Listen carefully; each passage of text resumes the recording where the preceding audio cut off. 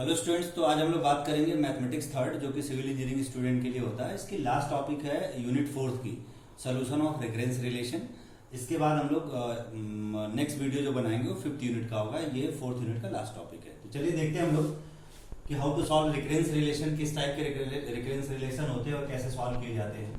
Recurrence relation and its solution, इनको हम solve कैसे करते हैं। तो रिकरेंस रिलेशन क्या होता है उसे जानने से पहले कुछ मैथमेटिक्स के स्टैंडर्ड रिजल्ट आप जरूर जान लीजिए, क्योंकि यहाँ पर उनकी जरूरत पड़ सकती है एक्सपेंशन के पॉइंट ऑफ व्यू से। 1 - x to the power n upon 1 - x ये होता है। x पावर n जनरली लिख सकते हैं, इसको सीरीज के टर्म में भी आप लिख सकते हैं। 1/1 - x को 1 - x का होल पावर -1 लिख सकते हैं, जो कि 1 + x + x square x cube and so on x power n बन सकता है। सिमिलरली 1 + x होगा तो यहाँ माइनस आ जाएगा और अल्टरनेट प्लस माइनस साइन चलेगा, ये मिल जाएगा आपको। 1/1 - x का स्क्वायर होगा तो n x power n -1 summation over n equals to 1 to infinity। तो ये सारे स्टैंडर्ड रिजल्ट है, प्लीज इसको देख लीजिए। ये बायनोमियल थ्योरम है, बिल्कुल 1 + x power n to the power n binomial theorem का एक्सटेंशन है। ये n नेचुरल नंबर का सम का फॉर्मूला है, n n+1/2। ये n नेचुरल नंबर के स्क्वायर के सम का फॉर्मूला है, n n+1 2n+1/6। ये n नेचुरल नंबर के क्यूब के सम का फॉर्मूला है, n² n+1 to the power 2/4। तो प्लीज इनको याद रखना। जनरली सबसे ज्यादा यूज देखिए इसका होता है, इसका होता है। यूज तो किसी का भी हो सकता है, क्वेश्चन तो कहीं से भी आ सकते हैं, लेकिन जनरली यूज सॉरी इन दोनों का ज्यादा होता है। तो हम आगे जरूरत पड़ने पर इनका हम लोग यूज कर लेंगे, ठीक है। आप जानते भी होंगे बायनोमियल थ्योरम का यूज करके ये एक्सपेंशन है, माइनस होता है तो सारे प्लस पावर में हो जाते हैं, प्लस होता है तो अल्टरनेटिव चलता है, ये ध्यान रखिएगा। अब आते हैं हम लोग रिकरेंस रिलेशन पे। पहले रिकरेंस रिलेशन क्या होता है, कोई नया चीज नहीं है, ये आप बहुत पहले से जानते आ रहे हैं। कोई भी nth टर्म का जनरल टर्म कोई ऐसा होता है जिसमें n की वैल्यू कुछ भी रखो, एक एक्सपेंशन मिल जाता है, टर्म एक सोल्यूशन मिल जाता है, एक सीरीज सी बन जाती है, उसी को हम रिकरेंस रिलेशन बोलते हैं। n यहाँ पे मेरी मिस्टेक है, होगा not n। A mathematical relation which defines a sequence, ध्यान रखिएगा, ऐसा कोई रिलेशन, मैथमेटिकल रिलेशन जो एक सीक्वेंस को डिफाइन करता हो विथ 1 और मोर इनिशियल वैल्यू, जिसमें उसकी इनिशियल वैल्यू गिवन हो। तो ऐसे सीक्वेंस को हम मैथमेटिकल रिलेशन को, ऐसे सीक्वेंस को, ऐसे मैथमेटिकल रिलेशन को हम रिकरेंस रिलेशन कहते हैं। फॉर एग्जांपल, अगर मान लिया हम इस तरीके से लिख दिया कि an एक कोई सीक्वेंस है। सीक्वेंस का मतलब मैं आपको बता देता हूं, that is 1/n where n belongs to natural number. Suppose that अब n की वैल्यू 1 2 3 रखते जाइए तो क्या मिल जाएगा, 1 n रखेंगे तो 1/1 1, 1/2 1/3 and so on. This is our sequence. एक सीक्वेंस हो गया एक तरीके से। अब सीक्वेंस को अगर हम यहीं पे समेशन लगा दें तो that will B series. Sequence summation लगाते ही सारे टर्म ऐड हो जाएंगे तो सीक्वेंस बिकम सीरीज। तो सीक्वेंस क्या होता है, किसी भी सीरीज के इंडिविजुअल टर्म्स को डिनोट करता है, आप ऐसे समझ सकते हैं। उनका समेशन कर दिया तो वो सीरीज बन जाएगा, ठीक है। अब इस तरीके का सीक्वेंस होगा, उसमें इनिशियल वैल्यू यानी पहली वैल्यू दूसरी वैल्यू ऐसे मालूम होगी, लिखा हुआ है ना, विथ 1 और मोर इनिशियल वैल्यू गिवन। तो ऐसे ही सीक्वेंस को हम रिकरेंस रिलेशन कहते हैं। ये बहुत सिंपल था, ऐसा नहीं कि यही आएगा, आपको थोड़े कई टर्म वाले, मल्टी टर्म्स वाले आएंगे तो हम लोग उसको देखेंगे। अब देखिए रिकरेंस रिलेशन हम सॉल्व कैसे करते हैं। इसके बहुत सारे मेथड होते हैं, होमोजीनियस, नॉन होमोजीनियस के कैटेगरी के अकॉर्डिंग बहुत सारे होते हैं, लेकिन मैंने यहाँ पे सिंपली वही मेथड डिस्कस करने हैं जिसपे कि एग्जाम में आता है। सबसे ज्यादा क्वेश्चन आता है बाई कैरेक्टरिस्टिक्स रूट पे, कभी कभी आ जाता है बाई जनरेटिंग फंक्शन। ये सिलेबस में है जनरेटिंग फंक्शन का, तो इस पे आ सकता है। पिछले वीडियो में, पिछले लेक्चर में मैंने लास्ट में जनरेटिंग फंक्शन आपको बताया था कि एक मैथमेटिकल टर्म होता है जो कि सीक्वेंस को सॉल्व करने में हेल्प करता है। तो उस जनरेटिंग फंक्शन की हेल्प से कैसे क्वेश्चन सॉल्व करेंगे। तीसरा मेथड होता है इटरेटिव टेक्निक्स, बट इसको हम लोग यूज नहीं करेंगे यहाँ पर। हम खाली पहले और दूसरे के मेथड से क्वेश्चन सॉल्व करेंगे, क्योंकि जनरली यही एग्जाम में पूछे जाते हैं। ओके, तो डायरेक्ट हम क्वेश्चन पे डिस्कस करेंगे। तो पहला है हमारा बाई कैरेक्टरिस्टिक्स रूट्स टेक्निक्स, यानी रिकरेंस रिलेशन को सॉल्व करने के लिए कैरेक्टरिस्टिक रूट्स वाली टेक्निक हम लोग यूज करेंगे। अब कैरेक्टरिस्टिक रूट्स की टेक्निक में क्या क्या करेंगे, पहले प्लीज स्टूडेंट्स ये हम ध्यान देते हैं। जो भी रिकरेंस रिलेशन दिया होगा उसको पहले इस फॉर्मेट में हम अरेंज करेंगे, यानी an plus alpha an-1 plus beta an-2 is equal to 0 के फॉर्मेट में इसको हम लोग अरेंज करेंगे। ये अल्फा और beta is the coefficient, alpha is the coefficient of an-1, beta is the coefficient of an-2 है। ये an होगा, an से एक टर्म। अब इसमें ध्यान रखिएगा जो n होगा वो 3 प्लेसेस पे यूज होगा, एक n होगा, एक n-1 होगा, एक n-2 होगा। या हो सकता है कि ये n+2 हो, ये n+1 और ये an, ये भी हो सकता है। कोई 3 टर्म n वाले आएंगे, बाकी कांस्टेंट कुछ भी हो सकता है, 2 3 4 कोई अदर कांस्टेंट भी हो सकता है। तो सबको राइट साइड लेफ्ट साइड लाके राइट साइड में 0 बना लेंगे।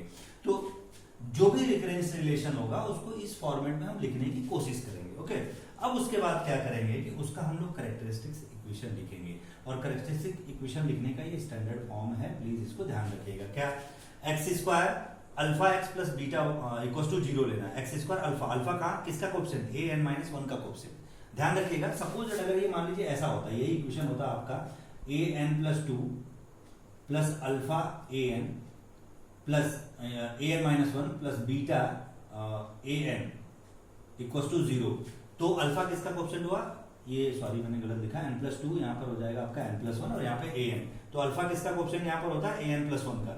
इस केस में जनरली इसी फॉर्मेट में होता है, तो alpha is the coefficient of a n minus 1, तो अल्फा x के साथ लगाना है, जो लास्ट a n माइनस 2 का कोएफिशिएंट है दैट बिकम्स बीटा। तो एक आपका सेकेंड ऑर्डर का यानी क्वाड्रेटिक इक्वेशन मिल जाएगा, जिसको हम कैरेक्टरिस्टिक इक्वेशन बोलते हैं। जब कैरेक्टरिस्टिक इक्वेशन मिल जाएगा, अगर वो सेकेंड ऑर्डर का हो तो इसके दो रूट्स होंगे, ऑब्वियस सेकेंड ऑर्डर तक ही आपको सॉल्व करने को आएगा, ठीक है। सेकेंड ऑर्डर का है तो इसके दो रूट मिलेंगे, मान लीजिए पहला रूट r1 है, दूसरा रूट r2, r1 दो रूट्स मिलेंगे, ये भी आपको पता है क्योंकि सेकेंड ऑर्डर का है। तब जनरल सोल्यूशन लिखने का तरीका क्या होगा, यानी जो सीक्वेंस आपको दिया है, जो रिकरेंस रिलेशन दिया है, उसका तरीका क्या होगा सोल्यूशन लिखने का।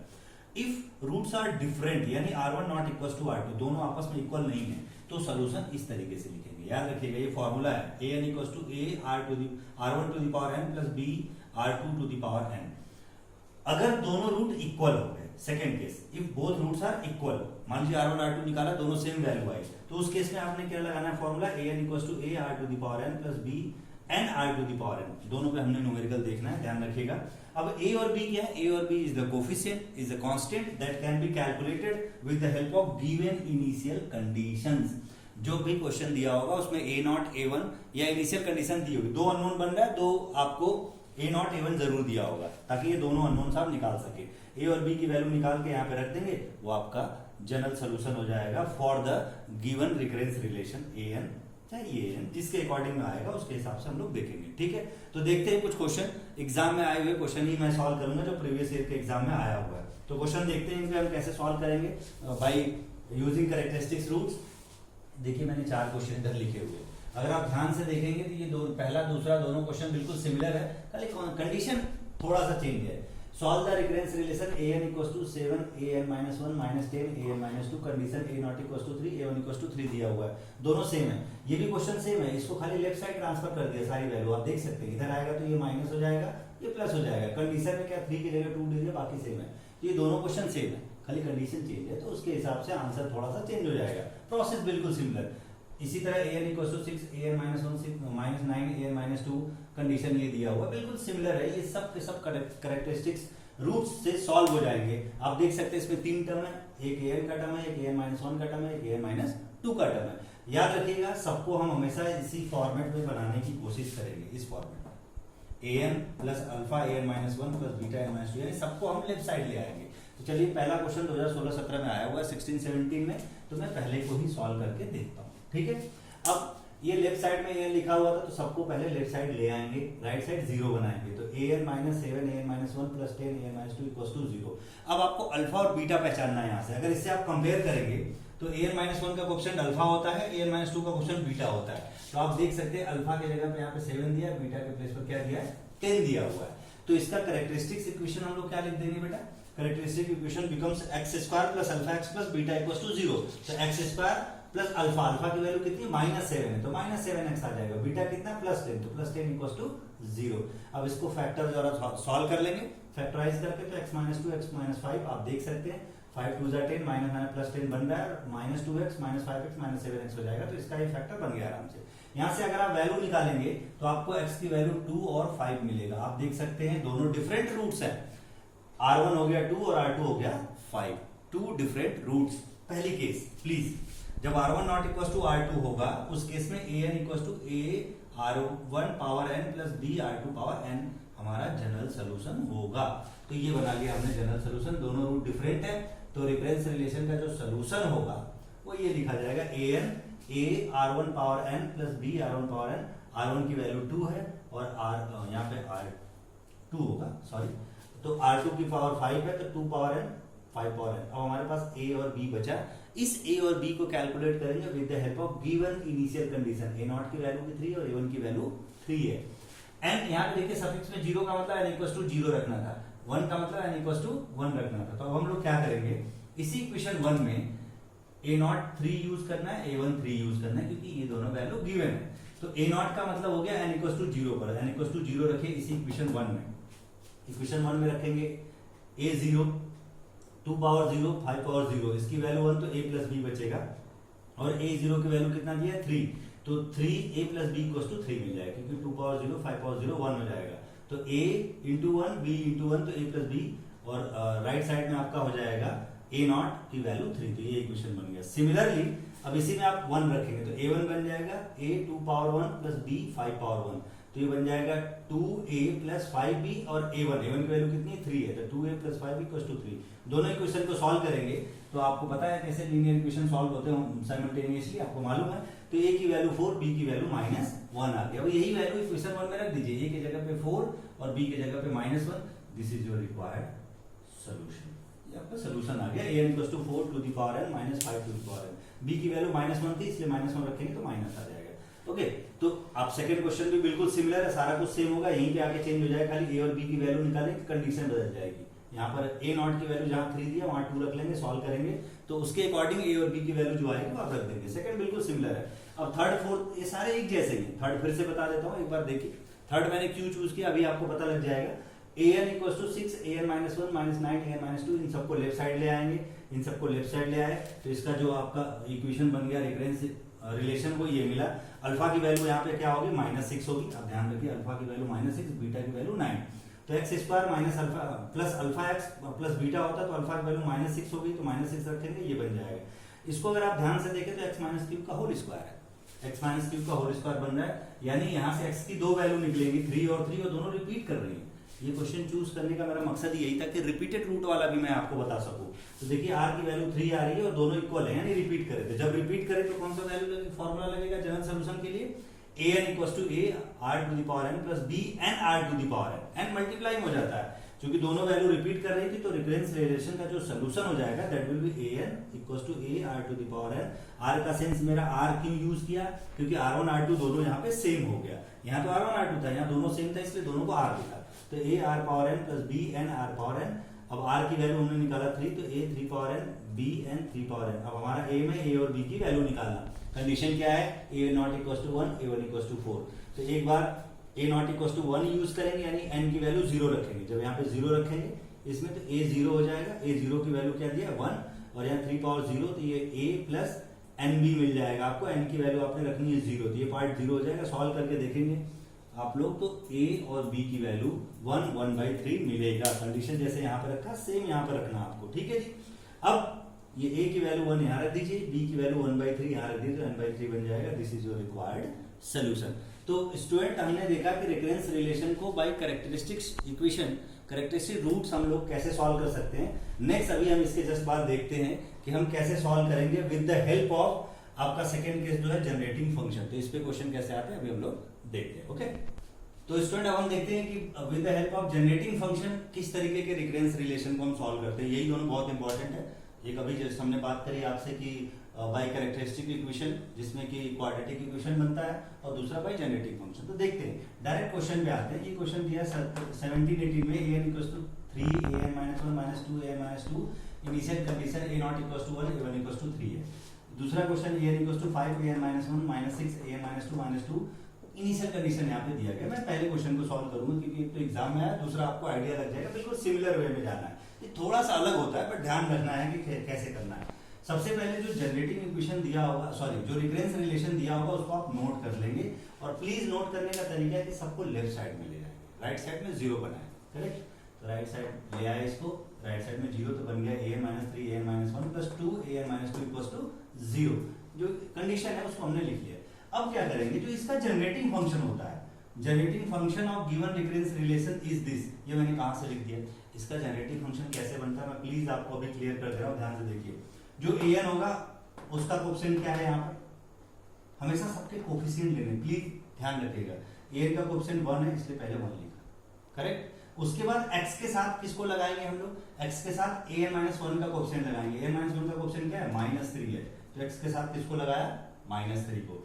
उसके बाद एक्स स्क्वायर के साथ किसको लगाएंगे, ए एन माइनस टू का कोएफिशिएंट कितना है 2, तो प्लस 2। अगर ये माइनस 2 होता तो यहाँ पे माइनस 2 लिखते, तो ए एन माइनस 2 का कोएफिशिएंट कितना है 2, तो एक्स स्क्वायर के साथ लगा दिया। ध्यान रखिएगा ए एन का जो कोएफिशिएंट है वो सिंगल आएगा, जो ए एन माइनस 1 का कोएफिशिएंट है वो एक्स के साथ मल्टीप्लाई आएगा, जो ए एन माइनस 2 का कोएफिशिएंट है वो एक्स स्क्वायर के साथ मल्टीप्लाई आएगा। तो इसका कोएफिशिएंट प्लस 2 तो 2x स्क्वायर हो गया, इसका कोएफिशिएंट माइनस 3 तो माइनस 3x हो गया, और जो ए एन का कोएफिशिएंट होता है एज इट इज लिख दिया जाता है। अगर ये माइनस होता 1 माइनस ए एन होता तो यहाँ माइनस लिखना पड़ता है। अब ये जो हमें जनरेटिंग फंक्शन इसी तरीके से लिखेंगे दिए गए इक्वेशन का, चलिए मैं इसका जनरेटिंग फंक्शन बता देता हूँ। यहाँ पे 1 हो जाता, इधर लाएंगे तो माइनस 5x हो जाएगा, इसको इधर लाएंगे तो प्लस 6 हो जाएगा। ये जो कांस्टेंट है उससे कोई मतलब नहीं होता जनरेटिंग फंक्शन बनाते समय, ध्यान रखिएगा। तो उसका भी जनरेटिंग फंक्शन ऐसे बन जाएगा। अब जनरेटिंग फंक्शन जब आपने लिख लिया, ध्यान रखिएगा फिर से मैं बोल रहा हूँ जनरेटिंग फंक्शन में आपको डाउट हो सकता है, ए एन का coefficient as it is x के साथ किसको मल्टीप्लाई करके लिखेंगे, ए एन माइनस 1 का, तो माइनस 3x आ जाएगा। फिर एक्स स्क्वायर के साथ किसका कोएफिशिएंट होगा, इसका ए एन माइनस 2 का, तो प्लस 2 है इसलिए प्लस 2x स्क्वायर लिख दिया। ये हमारा जनरेटिंग फंक्शन मिल गया। अब इस जनरेटिंग फंक्शन को हम क्या करेंगे, इसको पार्शियल फ्रैक्शन की तरह फ्रैक्शन में लिखेंगे और पार्शियल फ्रैक्शन की तरह डिवाइड करेंगे। तो इसको लिखेंगे 1 अपॉन ये same to same generating function 1 minus 3x plus 2x square लिख लिया। अब इसको हम पार्शियल फ्रैक्शन की तरह ब्रेक करेंगे। ऑब्वियस दिख रहा है एक्स स्क्वायर है तो दो फैक्टर बनेंगे क्योंकि सेकंड ऑर्डर का ये आपका क्वाड्रेटिक इक्वेशन है। एक फैक्टर बन जाएगा 1 माइनस एक्स, दूसरा 1 माइनस 2x, आप कैलकुलेट करके देख सकते हैं। अब आपको पता है अगर दो फैक्टर दिया है तो पार्शियल फ्रैक्शन लिखते कैसे हैं, आप बहुत पहले पढ़ चुके होंगे 11th-12th में। a अपॉन पहला फैक्टर प्लस b अपॉन दूसरा फैक्टर। अगर अंदर स्क्वायर आता तो bx प्लस c बनता, वो अलग चीज है, बिल्कुल सिंपल आएगा, स्क्वायर आएगा नहीं क्योंकि max to max quadratic equation ही बनता है यहाँ पर, ठीक है। तो एक फैक्टर ये, दूसरा ये। अब इन दोनों का एलसीएम लेके सॉल्व करेंगे, इधर कैंसिल हो जाएगा जी, ये इसके साथ मल्टीप्लाई, ये b के साथ मल्टीप्लाई, सॉल्व करने पर आपको एक इक्वेशन ये मिल गया। हमारा एम क्या है, जनरेटिंग फंक्शन मिला, उसको डिवाइड किया, पार्शियल फ्रैक्शन अप्लाई किया, ए और बी की वैल्यू निकालना चाहते हैं। यानी ये जो हमारा जनरेटिंग फंक्शन था उसको 1/, में लिखना होगा हमेशा, 1/, ये जनरेटिंग फंक्शन। फिर ए और बी के फॉर्म में वैल्यू निकालेंगे। ये जो हमारा 1 अपॉन समथिंग जो फंक्शन आया वो दो फ्रैक्शन में डिवाइड हो जाएगा। यहाँ से सॉल्व करेंगे, अगर आप देखो x की वैल्यू 1 रखते हो तो ये पार्ट 0 हो जाएगा, यहाँ से आपको a की वैल्यू -1 मिल जाएगी। अगर आप x की वैल्यू 1/2 रखते हो तो ये पार्ट आपका 0 हो जाएगा, b की वैल्यू यहाँ से 2 मिल जाएगी। अब ये a और b की वैल्यू यहाँ पे रख दीजिए, तो आप वैल्यू रखेंगे तो जो दिया गया आपका फ्रैक्शन था नीचे जनरेटिंग फंक्शन 1 अपॉन बन के -1 upon 1 minus x plus 2 upon 1 minus 2x। तो स्टूडेंट ये ध्यान रखिएगा कि सबसे पहला एम होगा आपका जनरेटिंग फंक्शन ढूंढना, बता दिया कि कैसे ढूंढेंगे आप, ध्यान रखिएगा। दूसरा उस जनरेटिंग फंक्शन को 1 अपॉन करके लिखना, फिर पार्शियल फ्रैक्शन में डिवाइड करना। जब पार्शियल फ्रैक्शन आ जाएगा तो क्या करेंगे, यहां से बड़ा ध्यान से देखना आप लोग, ठीक है। अब इस इक्वेशन थर्ड से हम लोग देखते हैं। अब इसका इक्वेशन थर्ड जो हमारा पार्शियल फ्रैक्शन का है उसके राइट साइड का पहला पार्ट लेंगे, राइट साइड का पहला पार्ट, देखिए ये पहला पार्ट लेंगे, ध्यान रखिएगा। एक बार पहला पार्ट सेपरेट अलग बात करेंगे, एक बार दूसरा पार्ट सेपरेट अलग बात करेंगे। तो पहला पार्ट हमारा -1 upon 1 minus x, -1 as it is, इसको न्यूमरेटर में ले जाएंगे 1 माइनस एक्स का इनवर्स। अभी मैंने लेक्चर के शुरुआत में ही आपको बताया था कि बायनोमियल थ्योरम का एक्सटेंशन क्या बनेगा, 1 plus x square and so on बनता रहेगा। अब इसका अगर -1 का ये इस पूरे का तो समेशन लग जाएगा, माइनस मल्टीप्लाई कर देंगे, -1 तो हर टर्म में मल्टीप्लाई होगा तो यहाँ पर आ गया। अब इसका nth टर्म का कोफिशिएंट लेंगे, खाली पूरा नहीं लिया था, केवल कोफिशिएंट, तो कोफिशिएंट ऑफ nth टर्म, ये x power n nth term हो गया, इसका कोफिशिएंट क्या है -1 है, तो इसका कोफिशिएंट लिख लिया हमने -1 क्योंकि यही -1 अंदर मल्टीप्लाई होता जा रहा था। इसको आप एक्चुअल लिखना चाहते तो ऐसे लिख सकते थे -1 summation x to the power n। अब ये -1 इसमें क्या होगा, अंदर मल्टीप्लाई हो जाएगा, तो उसका कोफिशिएंट हो गया -1। सिमिलरली इसी थर्ड इक्वेशन का आप सेकंड फ्रैक्शन लेंगे, 2 अपॉन 1 माइनस 2x, 2 को बाहर कर लिया, 1 माइनस 2x का इनवर्स लगा दिया, यहाँ फिर से बायनोमियल लगा दिया, बायनोमियल लगाएंगे 2 कॉमन रहेगा। अब ये देखिए इसी की तरह सिमिलर, जहां x है वहां पे 2x हो गया, तो इस जहां जहां x आएगा वहां 2x लिखेंगे, 2x square 2x cube and so on. तो जैसे ये समेशन x पावर n बना वैसे ये समेशन 2x पावर n बन जाएगा, और बाहर जो 2 कॉमन है वो मल्टीप्लाई हो जाएगा। अब इसको जरा एक्सपेंड करते हैं तो 2 के पावर n यहाँ से बाहर आएगा, और ये 2 ऑलरेडी और x पावर n है। अब इसमें अगर हम देखें ये 2 का पावर n और ये 2 का पावर n, तो by law of indices power add हो जाएगा, तो इसका जो nth टर्म का कोफिशिएंट बनेगा 2 पावर n, इसका पावर 1, तो 2 पावर n प्लस 1। तो इस टर्म में जो nth टर्म का जो कोफिशिएंट है that will be 2 to the power n plus 1। अब आपको क्या करना है, ये जो फ्रैक्शन आए थे पार्शियल फ्रैक्शन से, उनके जो nth टर्म आए, जो पहले का nth टर्म आया -1 और सेकंड का nth टर्म आया आपका 2 to the power n plus 1, इन दोनों को ऐड कर दीजिए, that will be the solution for the recurrence relation. तो therefore the given solution for given recurrence relation is an लिखेंगे हमेशा 2 to the power n plus 1, देखिए 2 to the power n plus 1 है, plus इसकी value -1 है, इसलिए क्या बन गया माइनस, और that will be your answer. तो मैं एक बार समराइज कर देता हूं. जो आप ढूंढेंगे यहाँ पर अपना जेनेटिक फंक्शन, वो कैसे ढूंढा, an का कोएफिशिएंट लिखा, फिर an माइनस n का कोएफिशिएंट लिखा x के साथ मल्टीप्लाई करके, फिर an माइनस 2 का कोएफिशिएंट लिखा x स्क्वायर के साथ मल्टीप्लाई करके, इसको 1 अपॉन में कर लेंगे और इसको पार्शियल फ्रैक्शन की तरह ब्रेक करके सॉल्व कर लेंगे कि कौन सा पार्शियल फ्रैक्शन मिला. अब जो पार्शियल फ्रैक्शन मिल जाएगा उसके पहले टर्म को एक्सपेंड कर देंगे और उसका nth टर्म का कोएफिशिएंट लेंगे, फिर दूसरा वाला जो मिलेगा उसके भी nth टर्म का कोएफिशिएंट लेंगे और दोनों को ऐड कर देंगे. That will be your solution for the given recurrence relation with the help of generating function. तो स्टूडेंट, मेरे पॉइंट ऑफ व्यू से जो AKTU के पैटर्न है उसके हिसाब से आपके रेकरेंस रिलेशन का सोल्यूशन जो है एक कैरेक्टरिस्टिक्स इक्वेशन के थ्रू और दूसरा जनरेटिंग फंक्शन के थ्रू आता है. दोनों पे मैंने क्वेश्चन करा है, उसमें भी 1-2 क्वेश्चन आपको दिया हुआ और यहाँ पर भी एक एक्स्ट्रा क्वेश्चन है. प्लीज आप इसको जरूर सॉल्व करिए. कोई डाउट है तो आप कमेंट बॉक्स में लिख सकते हैं. This is all about for unit 4 from my side. अब यूनिट 4 आपकी खत्म होती है. नेक्स्ट वीडियो लेक्चर जो आपका बनेगा वो यूनिट 5 के लिए हम स्टार्ट करेंगे. तो आज के लिए इतना ही. Thank you so much.